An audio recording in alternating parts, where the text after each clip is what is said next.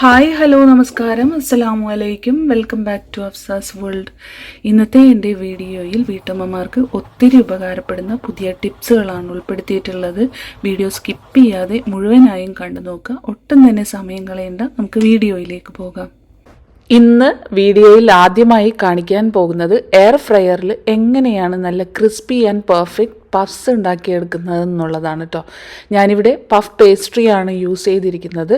ഫില്ലിങ്ങിനായിട്ടുള്ള മസാല, സവാള പൊടികളെല്ലാം ചേർത്ത് നേരത്തെ തന്നെ തയ്യാറാക്കി വെച്ചിട്ടുണ്ടായിരുന്നു. പഫ്സ് അവനിൽ വെച്ചിട്ട് നമ്മൾ ബേക്ക് ചെയ്തെടുക്കുന്നതാകട്ടെ എയർ ഫ്രൈ ചെയ്തെടുക്കുന്നതാകട്ടെ നമ്മൾ കുറച്ച് കാര്യങ്ങൾ ശ്രദ്ധിച്ചാൽ പെർഫെക്റ്റ് പഫ്സ് തന്നെ നമുക്ക് ഉണ്ടാക്കിയെടുക്കാം. പഫ് പേസ്ട്രി ഒട്ടിപ്പിടിക്കാതിരിക്കാൻ വേണ്ടിയിട്ടുള്ളൊരു ടിപ്പ് ഞാൻ ഇതിൻ്റെ കൂടെ പറയുന്നുണ്ട് കേട്ടോ. ഞാൻ ആദ്യം തന്നെ ഇതുപോലെ ഒരു ഷീറ്റ് ഇട്ട് കൊടുത്തിട്ടുണ്ട്. ഒരു പ്ലാസ്റ്റിക് കവറിൻ്റെ നല്ലൊരു ഭാഗം നോക്കിയിട്ട് ഇട്ട് കൊടുക്കുക.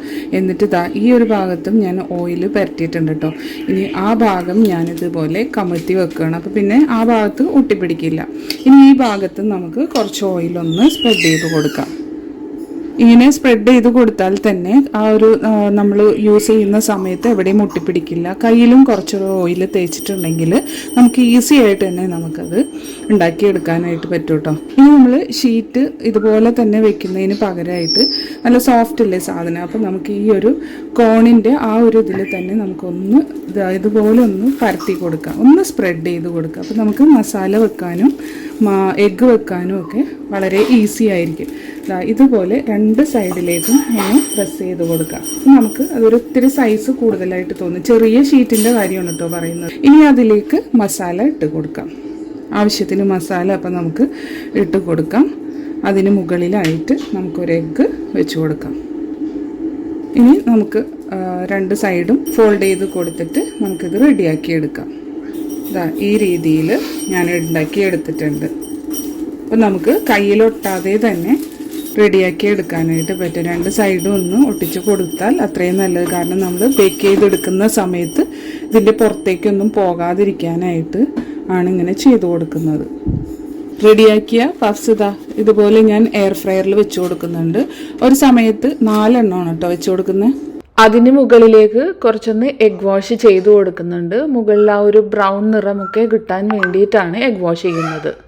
ഇത് ഒരു 200 ഡിഗ്രിയിൽ 10 മിനിറ്റോളം നമ്മൾ എയർ ഫ്രൈ ചെയ്തെടുത്തിട്ടുണ്ടെങ്കിൽ നമുക്ക് സാധാരണ അവനിലൊക്കെ വെച്ച് ബേക്ക് ചെയ്തുമ്പോൾ കിട്ടുന്ന ആ ഒരു ടെക്സ്ചറിൽ തന്നെ നമുക്ക് എഗ് പഫ്സ് റെഡിയായി കിട്ടുന്നതാണ്. ഇനി അടുത്തതായിട്ട് കാണിക്കുന്ന ടിപ്പ് ഇതുപോലുള്ള റൈസ് ബാഗുകളൊക്കെ നമ്മൾ കടയിൽ നിന്നും വാങ്ങാറുണ്ട്. 5 കിലോ 10 കിലോ ഒക്കെയുള്ള റൈസ് ബാഗുകൾ വാങ്ങാറുണ്ട്. അതിൻ്റെ കവർ എങ്ങനെയാണ് വളരെ ഈസി ആയിട്ട് നമ്മൾ കട്ട് ചെയ്തെടുക്കുന്നതെന്നാണ്, അല്ലെങ്കിൽ ഇത് ഓപ്പൺ ചെയ്യുന്നത് എങ്ങനെയാണെന്നാണ് കാണിക്കുന്നത്. അപ്പോൾ സ്റ്റിച്ച് വരുമ്പോൾ ഇതുപോലെ ഒരു സിംഗിൾ ലൈൻ സ്റ്റിച്ച് ഉണ്ടാവും ഒരു സൈഡിൽ നോക്കുകയാണെന്നുണ്ടെങ്കിൽ ഇതുപോലെ ലൂപ്പായിട്ടുള്ള സ്റ്റിച്ച് ഉണ്ടാവും. അപ്പോൾ നമ്മൾ മാത്രമല്ല രണ്ട് സൈഡിലായിട്ട് ഇതുപോലെ ത്രെഡ്, ഒരു സൈഡിൽ നീണ്ടിട്ടുള്ള ത്രെഡ് ഉണ്ടാവും, ഒരു സൈഡിൽ ചെറിയ നീളം കുറഞ്ഞിട്ടുള്ള ത്രെഡ് ഉണ്ടാവും. അത് നമുക്ക് ഏതെങ്കിലും ഒരു സൈഡ് നമ്മൾ സാധാരണ കെട്ടൊക്കെ അഴിക്കുന്നത് പോലെ ഒന്ന് അഴിച്ചെടുക്കാനായിട്ട് ശ്രമിക്കുക. ഈ നീണ്ടു നിൽക്കുന്ന ഭാഗം നമുക്ക് ആദ്യം ഒന്ന് കട്ട് ചെയ്ത് കൊടുക്കാം. അതിനുശേഷം ആ ലൂപ്പ് ലൂസായി വരുന്നത് കാണാം. ഈ രണ്ട് ഭാഗവും നമുക്കിതുപോലെ വിടിച്ചെടുക്കാനായിട്ട് പറ്റുന്നതാണ്. ഇനി ആ ഭാഗം നമുക്കൊന്ന് പുള്ള് ചെയ്ത് കൊടുത്തിട്ടുണ്ടെങ്കിൽ ഈസി ആയിട്ട് തന്നെ നമുക്ക് കിട്ടുന്നതാണ്. ആ ലൂപ്പിൻ്റെ ഭാഗം ഇങ്ങനെ വെച്ചിട്ട് നമുക്ക് ആ സിംഗിൾ സ്റ്റിച്ച് വരുന്നില്ലേ, ആ ഭാഗത്തെ ആ ത്രെഡ് ഇതുപോലെ വലിച്ചു കൊടുക്കുകയാണെന്നുണ്ടെങ്കിൽ അത് ഈസി ആയിട്ട് തന്നെ നമുക്ക് ഇളക്കിയെടുക്കാനായിട്ട് പറ്റുന്നതാണ്. അപ്പോൾ കത്രികയുടെ ഒന്നും ആവശ്യമില്ല. ത്രെഡ് നമ്മൾ ഒരുപാട് നേരം അതിൽ പണിയൊന്നും വേണ്ട. കണ്ടോ, ആ സിംഗിൾ സ്റ്റിച്ചിൻ്റെ ഭാഗം നമ്മളൊന്ന് വലിച്ചു കൊടുക്കാം. ഈ ഒരു മെത്തേഡ് അറിയാത്തവരുണ്ടെങ്കിൽ ഒന്ന് ട്രൈ ചെയ്ത് നോക്കുക കേട്ടോ. അടുത്തതായിട്ട് പറയുന്ന ടിപ്പ് വളരെ വ്യത്യസ്തമായ രീതിയിൽ കത്തിയൊന്നും ഇല്ലെങ്കിൽ കൂടി ചെതുമ്പലൊക്കെ ഉള്ള മീൻ പെട്ടെന്ന് എങ്ങനെയാണ് വൃത്തിയാക്കിയെടുക്കുക എന്നുള്ളതാണ്. അപ്പം അതിന് വേണ്ടിയിട്ട് ഞാനിവിടെ എടുത്തിട്ടുള്ളത് ഒരു പഴയ ATM കാർഡാണ് എടുത്തിട്ടുള്ളത്.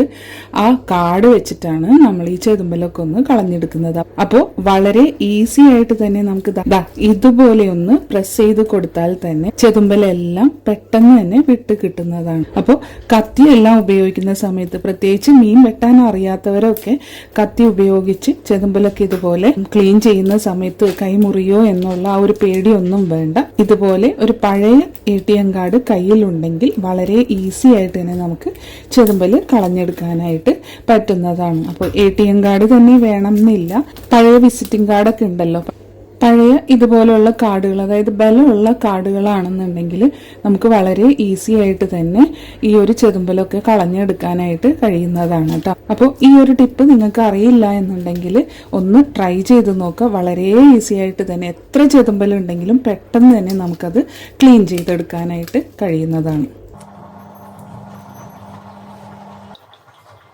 അടുത്തതായിട്ട് കാണിക്കുന്ന ടിപ്പ് ചിരവയൊന്നും ഇല്ലാതെ തന്നെ ഗ്യാസ് അടുപ്പ് ഉപയോഗിക്കാതെ നമുക്ക് എങ്ങനെയാണ് തേങ്ങ ചിരകിയെടുക്കുന്നത് എന്നുള്ളതാണ് കേട്ടോ കാണിക്കുന്നത്.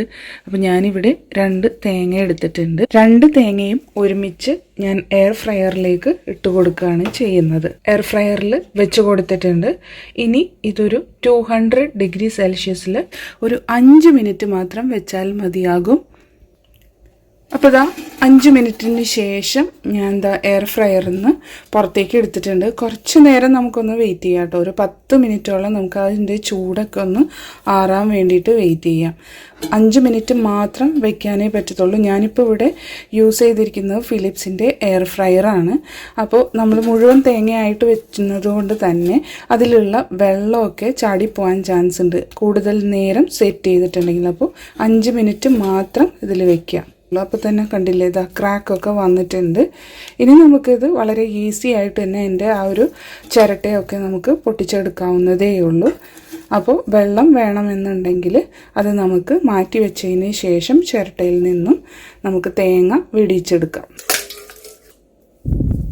ഇനി ഇതൊരു കത്തി വെച്ചിട്ട് നമുക്ക് ആ ഒരു ചിരട്ടയൊക്കെ വെടിച്ച് തേങ്ങ നമുക്ക് സെപ്പറേറ്റ് ചെയ്ത് എടുക്കാവുന്നതേ ഉള്ളൂ. എയർ ഫ്രയറിലിരുന്ന് ചൂടൊക്കെ കൊണ്ടതുകൊണ്ട് തന്നെ അത് ആ ചിരട്ടയിൽ നിന്നും വളരെ ഈസി ആയിട്ട് തന്നെ നമുക്ക് വെടിച്ചെടുക്കാനായിട്ട് പറ്റുന്നതാണ്. ഇങ്ങനെ നമുക്ക് ഓരോന്നും വെടിച്ചെടുക്കാം. ഇതിനു പുറമേയുള്ള ഈ ഒരു തൊലി കളയണമെന്നുള്ളവർക്ക് കളയാവുന്നതാണ്. പക്ഷേ ആരോഗ്യ ഗുണങ്ങൾ ഒരുപാട് അടങ്ങിയിട്ടുള്ള ഒന്ന് തന്നെയാണ് കേട്ടോ. അപ്പോൾ ഇത് ഞാൻ കളയുന്നില്ല. അതിനുശേഷം ഞാനിതൊന്ന് ചെറിയ കഷണങ്ങളാക്കുന്നുണ്ട്.